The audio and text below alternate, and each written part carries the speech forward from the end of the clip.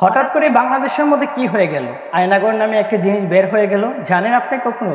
এই ফ্যাসিস্ট সরকার শেখ হাসিনা যখন এই দেশ থেকে পালাচ্ছেন, তখন আমরা দেখতে পেলাম যে আয়নাগর থেকে অনেক মানুষগুলো বের হয়ে আছে, যাদেরকে আমরা দীর্ঘ 10 বছর, 5 বছর, 9 বছর এমন করে অনেক দিন ধরে আমরা দেখতে পারি নাই। এই মানুষগুলো হঠাৎ করে কোথায় থেকে বের হয়েছে? আমরা তো সকলেই ভেবেছিলাম এই মানুষগুলোকে আর কখনো খুঁজে পাওয়া যাবে না। বাট হঠাৎ করে কে কোথায় থেকে বের হলো, আসলে এই বিষয় নিয়ে আমরা একটু আলোচনা করি।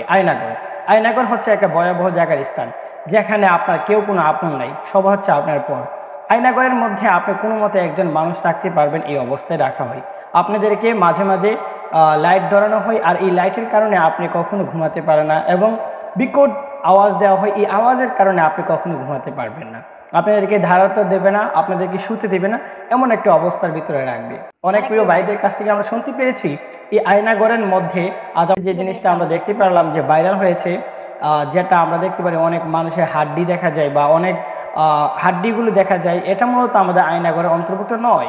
এটা হচ্ছে একটা আলাদা একটা সিন, কিন্তু বাট এই সিনটা আগে আমরা সামনে এনে আমরা মূলত ভাবছি যে এই আয়নাগরের মধ্যে এই হাড্ডিগুলো মূলত পাওয়া আছে, বাট এটা আমাদের কখনো এটা আয়নাগরের অন্তর্ভুক্ত নয়। যাদের কাছ থেকে আমরা জানতে পেরেছি, যারা এই আয়নাগর থেকে মূলত বের হয়ে আসছে, তাদের কাছ থেকে আমরা শুনেছিলাম। আসুন তাদের মুখের একটু জবান থেকে আমরা একটু আয়নাগর সম্পর্কে অভিজ্ঞতা আপনাদের কাছে শেয়ার করি। এই আয়নাগরের মধ্যে একটা মানুষ যখন রিমান্ডের মতন মানুষদেরকে মার দেওয়া হয়, তার দুইটা হাতগুলোকে উপরে রাখা হয় এবং পাগুলোকে নিচে রাখা হয়, এবং এই অবস্থার মধ্যে একটা মানুষের মধ্যবর্তী অবস্থানের মধ্যে হাত যখন উপরে থাকে, ওই হাতের এই দিক দিয়েতে একটা ভাঁজ ঢুকানো হয় এবং পাগুলো দিয়েতে ভাঁজ ঢুকানো হয়। আর একজন মানুষ ওই মানুষের বুকের ওপরে এইভাবে যেভাবে রুটি বোনাই, এইভাবে রুটি বোনাতে থাকে মানুষটার উপরে। একটা মানুষকে যখন সারা দিন রাত 24 ঘন্টা যদি টর্চার করা হয়, এই মানুষটা বলেন এই আয়নাগরের মধ্যে কীভাবে শান্তিতে থাকবে? এমনিতেই তার মা নাই, বাবা নাই, বোন নাই, ভাই নাই। একটা মানুষ যখন জ্বর হয়, এই মানুষটা জ্বর হলে দেখতে পারে যে তার কাছের মানুষগুলো যদি তার কাছে না থাকে, তাহলে বোঝা যায় না সে মানুষটা একবার শেষ হয়ে যায়। তো এই অবস্থার মধ্যে একটা মানুষ দীর্ঘ 10 বছর, 5 বছর কীভাবে জীবনযাপন করছে, আল্লাহ সুবহানাহু ওয়া তাআলা ভালো করে জানে। এই দুনিয়ার মধ্যে প্রত্যেকটা মানুষ জুলুম করে থাকছেন, এই জুলুমের বিচার আল্লাহ সুবহানাহু ওয়া তাআলা অবশ্যই করবে। কিন্তু এই আয়নাগরের মধ্যে একটা মানুষ কোন অবস্থার মধ্যে ছিলেন আমরা কেউ জানি না।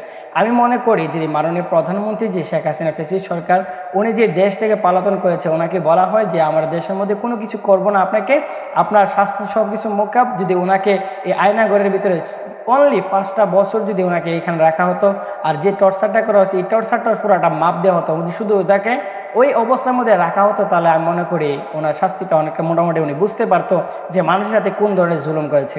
আমরা অনেক প্রিয় ভাইদের কাছ থেকে জানতে পারলাম যে আয়নাগরের মধ্যে রাখা অবস্থায় তাদেরকে আপনার ওয়াশরুম করতে দিত না, এবং ওয়াশরুমের মধ্যে তাদেরকে খাবার দেওয়া হতো এবং পচা খাবারগুলো দেওয়া হতো। তাহলে একবার চিন্তা করেন যে এই অবস্থার মধ্যে আপনি কিভাবে থাকবেন? এই জুলুম অত্যাচার আমাদের সমাজের মধ্যে লেগেই আছে। তাই আমরা জুলুম থেকে যদি বাঁচতে চাই, অবশ্যই আমরা আমাদের নবীওয়ালা আদর্শ আমাদের অনুসরণ করতে হবে, অনুকরণ করতে হবে। রাসূলুল্লাহ সাল্লাল্লাহু আলাইহি ওয়াসাল্লামকে আল্লাহ সুবহানাহু ওয়া তাআলা বলেছেন, হে নবী আপনি জানিয়ে দেন প্রত্যেকটা মানুষ যেন তাদের দায়িত্ব সম্পর্কে অটল থাকে, এবং দায়িত্বগুলো যেন তারা ইনসাফকে যেন প্রতিষ্ঠা করতে পারে। আসুন আমরা ইনসাফের সাথে এই সোনার বাংলাদেশ প্রতিষ্ঠা করি, এবং মাজলুম ব্যক্তির উপরে যেন আর আমরা জুলুম অত্যাচার না করি। আজ আমাদের দেশের মধ্যে মাজলুম ব্যক্তির উপরে আরও জুলুম অত্যাচার করা হয়। তাই ফিরে আসার সময় এখনই আল্লাহ সুবহানাহু ওয়া তাআলা আমাদেরকে বুঝিয়ে শুনে ফিরে আসার তৌফিক দেন। আমিন। আসসালামু আলাইকুম ওয়া রাহমাতুল্লাহি ওয়া বারাকাতুহু।